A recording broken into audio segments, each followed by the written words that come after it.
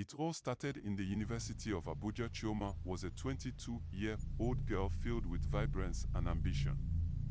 She had one goal: graduate with top honors and make her parents proud. Nothing else mattered to her, not social distractions, not relationships. She had seen how love derailed many students, how girls got carried away by sweet words and empty promises. She had vowed never to be one of them. But fate had other plans. Ebuka was one of the most popular boys on campus. Tall, dark, with a well-groomed beard and a confidence that made him the center of attention. He was known for two things: his brilliance and his way with women. Girls flocked around him, charmed by his deep voice and playful nature. Yet, from the first day Chioma stepped into the University of Abuja, Ebuka had his eyes on her.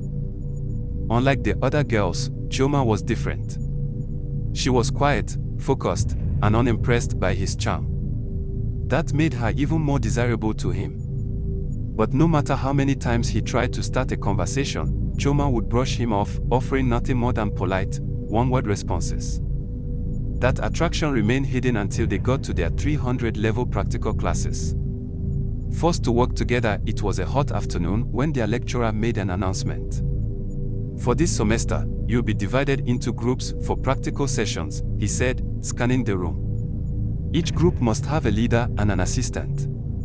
Ebuka was chosen as the leader of his group. Nobody was surprised. But what shocked everyone was when he picked Chioma as his assistant. Students murmured among themselves. Of all people, why would Ebuka, the lively, flirtatious campus celebrity, pick the quiet, serious Chioma? But Ebuka had his reasons. This was his chance to get close to her. At first, Chioma was uncomfortable. She had managed to avoid Ebuka for years, but now she was stuck working with him. And true to his nature, he wasted no time in making his feelings known. The night that changed everything, one evening, during a group discussion, Ebuka asked Chioma to stay back after everyone had left. "We need to talk about how to improve the group's performance," he said. Reluctantly, Chioma agreed. They sat in an empty lecture hall, and for the first time, Ebuka dropped his usual playful nature. "Chioma," he said, his voice softer than usual. "I have liked you for a long time. I know you don't see me that way, but I can't pretend anymore. I want something serious with you." Chioma was taken aback. She had expected flirting, not a heartfelt confession. She shook her head. "Ebuka, I came to this school to study. I don't have time for relationships." Ebuka smiled. "That's why I like you. You're different. You challenge me. But just give me a chance." She refused, but Ebuka didn't give up. Days passed, and he remained persistent, showing up with snacks, helping her carry her books, treating her with a kindness that was hard to ignore. But Chioma stood her ground. Until one fateful night. She was walking home from an evening class when a group of men surrounded her. They had knives. They demanded her bag, her phone. Her heart pounded in fear. Just when she thought they would hurt her, Ebuka appeared out of nowhere, charging at them with a stick. A fight broke out, and the robbers fled. Chioma was shaken. Ebuka had saved her. From that night, everything changed. They became inseparable. Ebuka took it upon himself to protect Chioma. They walked to lectures together, ate together, and studied late into the night. Chioma, who once ignored him, found herself laughing at his jokes, enjoying his company. Slowly, she let her guard down. Before she knew it, she had fallen for him. Her friends warned her. "Ebuka is a player," her best friend, Shola, told her one evening. "He has been with half the girls in this school." But Chioma didn't listen. "He has changed," she insisted. "I know his past, but he's different now." Her friends exchanged worried glances. They had heard this story before. One Saturday morning, Chioma arrived at school as usual. She was walking towards her lecture hall when she noticed something strange. People were whispering, glancing at her, then looking away quickly. Some even pointed at her. Her stomach tightened with unease. Then Shola and her other friends came running towards her, their faces filled with panic. "Chioma, have you seen what's going on?" Shola asked, grabbing her arm. Chioma frowned. "What are you talking about?" Her friend swallowed hard, glancing at the students around them. Ebuka's sex tape leaked. Chioma froze. The words didn't make sense at first. "What?" Shola took out her phone, handed it to her. "It's everywhere. Someone filmed him with another girl." With trembling hands, Chioma looked at the screen. And there it was, Ebuka, naked, tangled with another girl. The video had spread like wildfire. Everyone on campus had seen it. Chioma's heart shattered. Tears welled up in her eyes, and before she could stop herself, they came rushing down her cheeks. She had believed him. She had defended him. And now, she was the fool. Ebuka came running to her, desperation in his eyes. "Chioma, I swear, I didn't know someone was recording. It's a mistake, baby, please." But Chioma couldn't hear him anymore. The humiliation, the betrayal, it was too much. She ran. Away from the stairs. Away from the whispers. Away from the man who had just broken her beyond repair. Years passed, and despite everything, they got married. Chioma thought marriage would make him faithful. She was wrong. Even as a husband, Ebuka continued cheating. He came home late. Lipstick stains on his shirt. Perfumes that weren't hers. Chioma endured.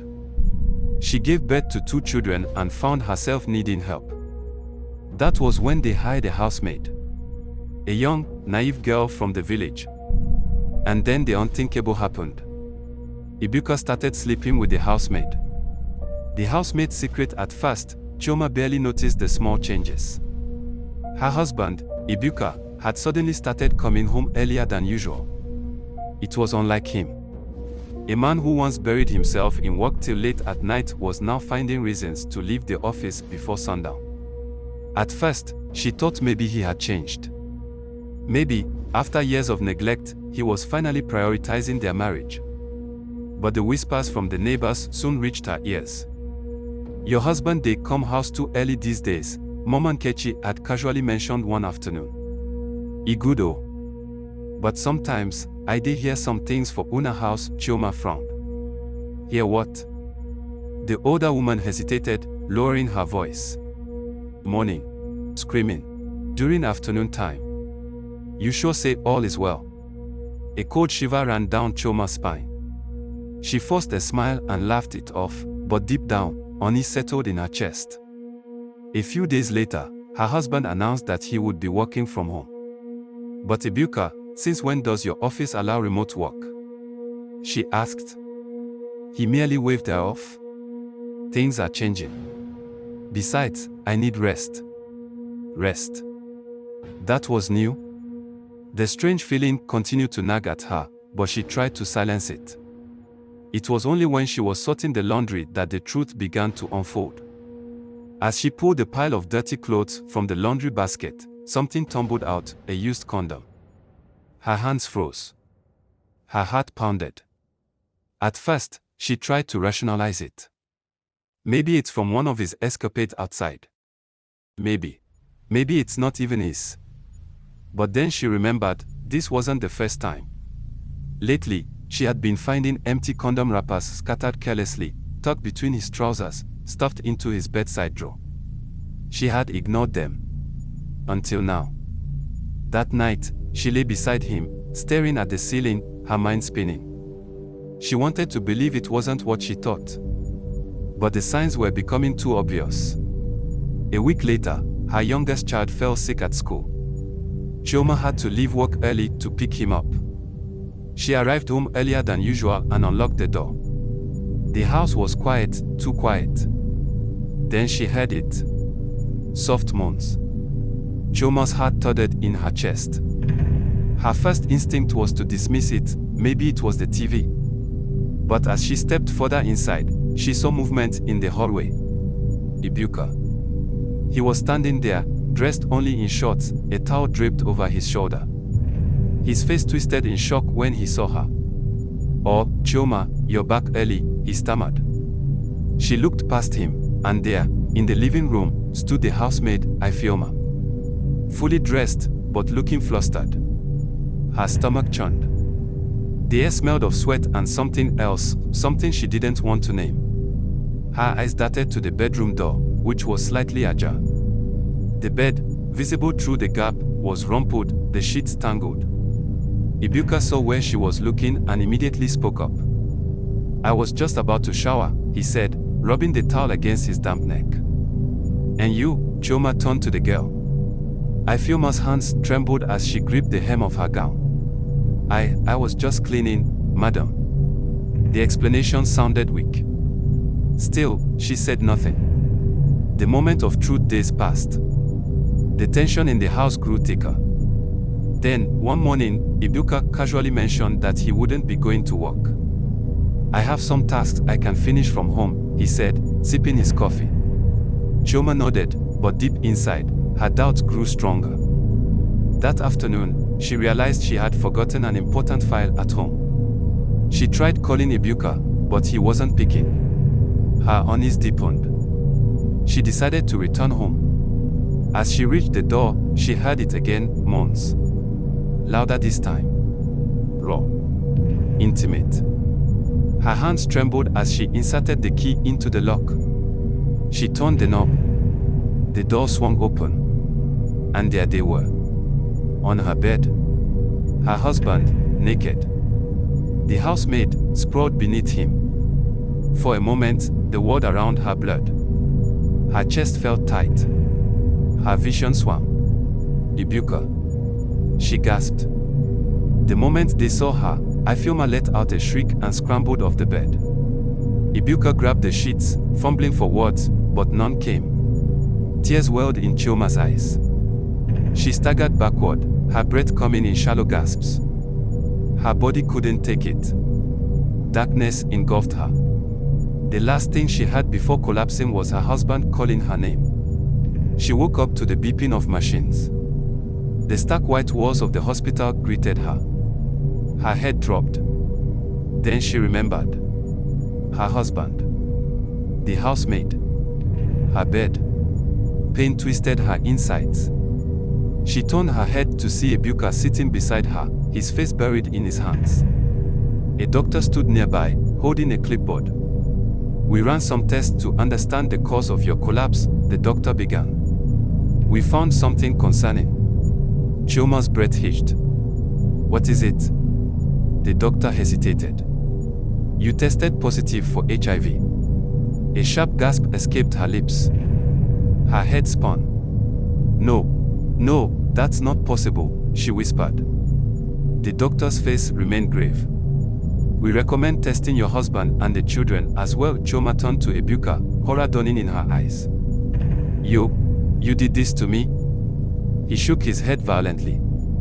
"No, it's not," but she wasn't listening. She was already putting the pieces together. "Test the housemaid," she said coldly. The results came back. Ifeoma was also HIV positive. And so was Ebuka. And their children. The weight of the truth crushed her. Her husband had not only broken their marriage, he had destroyed their lives. Chioma closed her eyes as silent tears ran down her face. This was beyond betrayal. This was ruin.